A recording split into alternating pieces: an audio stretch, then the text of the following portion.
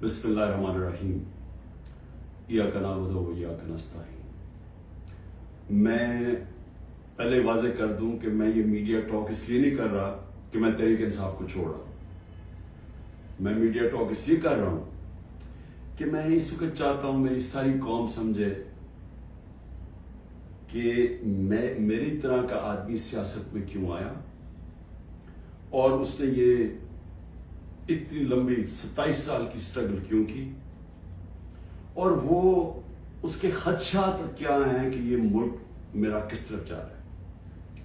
تو میں صرف اپنی قوم کے لیے بتانا چاہتا ہوں کہ میں 18 سال کا تھا جب میں پاکستان کرکٹ ٹیم میں کھیلتے ہوئے انگلینڈ گیا۔ اس کے بعد میں نے وہاں 4 سال پڑھائی کی، اور اس کے بعد میں پروفیشنل کرکٹ کھیلتا تھا گرمیوں میں انگلینڈ میں، اور سردیوں میں پاکستان ہوتا تھا یا پھر دنیا میں کرکٹ ٹور کرتا تھا۔ تو اس ٹائم پہ میں جو برطانیہ کا سارا سسٹم تھا وہ میں پوری طرح سمجھ گیا۔ یونیورسٹی میں بھی میں نے پولیٹکس پڑھی تھی اور پولیٹیکل ہسٹری پڑھی تھی، پولیٹیکل سائنس، تو مجھے وہ پوری طرح سمجھ آ گئی کہ وہاں کا سسٹم کیا ہے، اور پاکستان کا سسٹم مجھے پتا تھا، میں یہاں بڑا ہوا تھا۔ تو میرا جو تجربہ جو اس دوران جو میں نے وہاں ان کے سسٹم کو اندر سے دیکھا، یہ بہت بڑی وجہ میری پولیٹکس میں آنے کی وہ تھی۔ تو میں نے کیا دیکھا؟ میں نے یہ دیکھا کہ اس ملک کی جو سب سے بڑی خوبی یہ تھی کہ وہاں قانون کی حکمرانی تھی، انصاف تھا، رول آف لا تھا، اور میرا سارا جو برطانیہ کے پاکستانی تھے ان سے میری مسلسل ملاقاتیں رہتی تھی، کیونکہ وہ میں کرکٹ کھیلتا تھا، وہ کرکٹ میچ دیکھنے آتے تھے، جب میں میچز کھیلتا تھا جو پاکستانی انگلینڈ کے اندر تھے وہ میچز پہ آتے تھے، تو میرا انٹریکشن تھا ان سے۔ تو میں جو اوورسیز پاکستانی برطانیہ میں خاص طور پہ ان سے پھر میرا بڑا قریب انٹریکشن رہا۔ تو میں اب آپ کو بتانا چاہتا ہوں کہ فائدہ کیا ہوتا ہے جب ایک ملک میں قانون کی حکمرانی ہوتی ہے، انصاف ہوتا ہے۔ وہ شروع ان کی کہانیاں یہ تھیں کہ وہ مزدوری کرنے جاتے تھے، کیونکہ برطانیہ میں مزدوروں کی کمی تھی، تو انہوں نے زیادہ مزدور دنیا میں سے اور ملکوں سے بھی بلائے، جس میں سے پاکستانی بھی گئے، مزدوری شروع کرتے تھے، کیونکہ وہ ایک ایسا ملک جدھر انصاف کا نظام تھا، لیول پلینگ فیلڈ تھی، ان کو وہ پیسہ کماتے تھے، وہ پھر اس پیسے سے چھوٹی سی دکان کھول لیتے تھے، وہ کرتے کرتے وہ معاشرہ ان کو موقع دیتا تھا اوپر آنے کا۔ اور وہ کیوں دیتا تھا؟ کیونکہ جب ایک معاشرے کے اندر انصاف ہوتا ہے وہ آپ کے حقوق کی حفاظت کرتا ہے۔ مطلب یہ ہوتا ہے کہ اگر آپ اپنے ٹیکس دیں، آپ قانون کے بیچ میں رہے، وہ ملک آپ کو آزاد کر دیتا ہے، آپ جو مرضی کریں، کوئی آپ کو پوچھتا نہیں ہے، کوئی رات کو پولیس نہیں آپ کے گھروں میں گھس جاتی، کوئی رشوت آپ سے نہیں مانگتا، کوئی آپ نے اپنا کام کروانا ہے، پاسپورٹ بنوانا ہے، آئی ڈی کارڈ بنوانا ہے، آپ کو کوئی پیسے نہیں دینے پڑتے آفیسز میں جس طرح رولتے ہیں بیچارے ہمارے لوگ۔ وہاں کوئی تھانے کچہری کی پالیٹکس نہیں ہے کہ بیچارہ غریب آدمی کبھی تھانے میں رول رہا ہے، کبھی کچہریوں میں رول رہا ہے، کبھی پٹواری سے رول رہا ہے، زمینوں پہ قبضے ہو رہے ہیں، اور سارا وقت ان بیچاروں کو سفارشیں چاہیے تھی۔ اس ملک کے اندر سب سے زیادہ جو پالیٹکس میں جو ہمارے ایم این ایز اور ایم پیز ہوتے، ان کا سب سے زیادہ کام کیا ہوتا ہے؟ لوگوں کی سفارشیں جا کے گورنمنٹ آفیسز میں جائے۔ وہاں کیوں نہیں ہوتا؟ کیونکہ وہاں انصاف ہے۔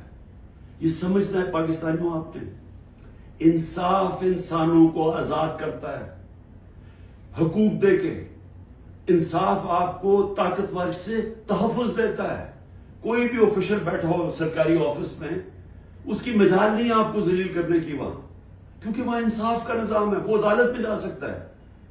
کوئی اس کی مجال نہیں رشوت مانگنے کی، کیونکہ وہ اس کو عدالت میں جا کے کہہ سکتا ہے اس نے مجھ سے رشوت مانگی۔ کمزور کو طاقتور سے انصاف تحفظ دیتا ہے، اس طرح لوگ آزاد ہوتے ہیں۔ تو وہی پاکستانیوں کو میں نے آہستہ آہستہ دیکھا اوپر آتے ہوئے، ان کے بچے گورنمنٹ سکولوں میں گئے، مفت پڑھے، ان کے بچوں کو اعلیٰ تعلیم ملی، ان کو میں نے دیکھا وہ اور آگے پڑھے، وہ ڈاکٹرز بنے، مزدوروں کے بچے۔ اور سوائے کئی علاقوں میں جو تھوڑی ریسزم تھی، عموماً یہ دیکھا کہ جو وہاں مزدور بھی گئے ان کو دیکھتے دیکھتے بچے آگے بڑھتے گئے، بزنس شروع کی انہوں نے، بڑے کام کیے. لیکن جو بھی یہاں پاکستانی جاتے تھے، جو مجھے ابھی بھی یاد ہے، وہ سارا وقت ترستے تھے کہ میں نے ایک دن پاکستان جانا ہے. وہ پاکستانی میوزک سنتے تھے، پاکستانی فلمیں دیکھتے تھے، کرکٹ میچ دیکھتے تھے، سارا وقت یاد کرتے تھے پاکستان کہ جیسے ہی ہم نے پیسہ کما لیا ہم پاکستان جائیں گے. اب ان کے بچے وہاں پڑھ جاتے تھے، بڑے ہو جاتے تھے. جب بچے تھوڑے بڑھ جاتے تھے، بڑے ہوتے تھے، وہ پھر آپ پاکستان آنے کی کوشش کرتے تھے. اب میں آپ کو بتاتا ہوں کہ کیوں ہم آگے نہیں بڑھ رہے. وہ آتے تھے پاکستان، ان کے بچے جب پاکستان میں بزنس کام شروع کرتے تھے ان سے کام ہی نہیں ہوتا تھا. وہ عادی تھے کہ وہ سسٹم میں جائیں، وہاں سسٹم کام کرتا ہے، کام ہو، وہاں آپ کا جائز کام ہو، آپ کو کوئی پیسے نہیں دینے پڑتے، آپ کو فوری کام ہو جاتا ہے، کوئی رکاوٹیں نہیں ہیں. آپ بزنس کھولنا چاہیں، آپ محنت کریں، آپ وہ بزنس کامیاب ہو سکتی ہے. نفع نقصان ہوتا ہے لیکن کوئی رشوت نہیں مانگتا، کوئی آپ سے آ کے انسپیکٹر نہیں آتا، کوئی یعنی سرکاری آفیشل آپ کو تنگ نہیں کر سکتے. یہاں کی ان کو مشکل پڑ گئی. وہ تھوڑی دیر آتے تھے، کوشش کرتے تھے، تھوڑی دیر کے بعد ملک سے باہر واپس رہ ہی نہیں سکتے تھے. کرپٹ نظام میں ایک وہ نظام جدھر انصاف نہیں ہے، وہ نہیں گزارا کر سکتے تھے. وہ بیچارے ماں باپ واپس چلے جاتے تھے انگلینڈ. کئیوں کو میں جانتا ہوں انہوں نے پیسہ اکٹھا کیا، محنت کی، 15-20 سال سرمایہ کاری، اتنا سرمایہ اکٹھا کر کے پاکستان آ کے بزنس کھولی. وہ اس نظام میں ان کی بزنس نہیں چلتی تھی، یہاں رشوتیں دینی پڑتی تھی، یہاں ہر سسٹم یعنی سسٹم میرٹ کو اجازت نہیں دیتا آگے بڑھنے کے لیے کیونکہ انصاف نہیں ہے. اور وہ یہاں تباہ ہو کے میں نے دیکھا لوگ یہاں فراڈ ہوئے، ان سے ہر جگہ زمینوں پہ قبضے ہوئے، ان کے گھروں پہ قبضے ہوئے. جب وہ واپس آتے تھے پیچھے قبضہ ہو جاتا تھا. تو ہوتا کیا تھا، وہ سارے پھر واپس چلے جاتے تھے. اور آخر میں یہ ان کو پتا چلا کہ پاکستان میں ہم بزنس نہیں کر سکتے. اب 1 کروڑ پاکستانی ہے. اب یہ ذرا آپ نے سننا ہے، 1 کروڑ پاکستانی باہر بیٹھا ہے. صرف برطانیہ امریکہ میں جو 16,000 پاکستانی امریکن ڈاکٹرز ہیں، 16,000، ان کی نیٹ ورتھ، جو ان کی ٹوٹل ان کی جو دولت ہے 16,000، 200 ارب روپیہ ارب ڈالر ہے. 200 ارب ڈالر ان کی نیٹ ورتھ ہے.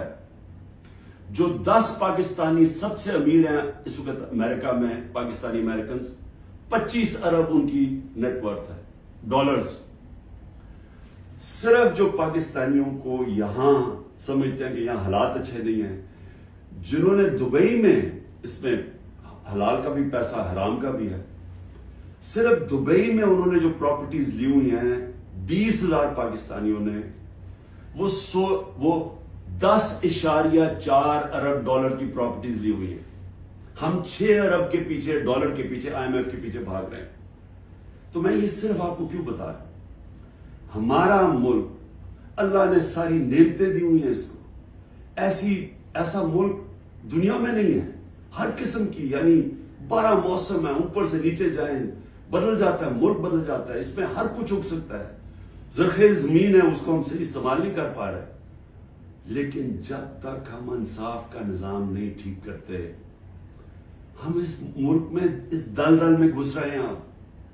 میں اب آپ کو بتاؤں کہ میں نے جب یہ پاکستانیوں سے جو برطانیہ میں تھے، کیونکہ میرا اصل میں کرکٹ کھیلتا تھا، میں نے آپ کو بتایا میرے ان سے رابطہ تھا، تو تب میں نے فیصلہ کیا کہ ہم پاکستان کے اندر جب تک کہ یہاں ایک انصاف کا نظام نہیں آتا، ہمارا ملک آگے نہیں بڑھ سکتا.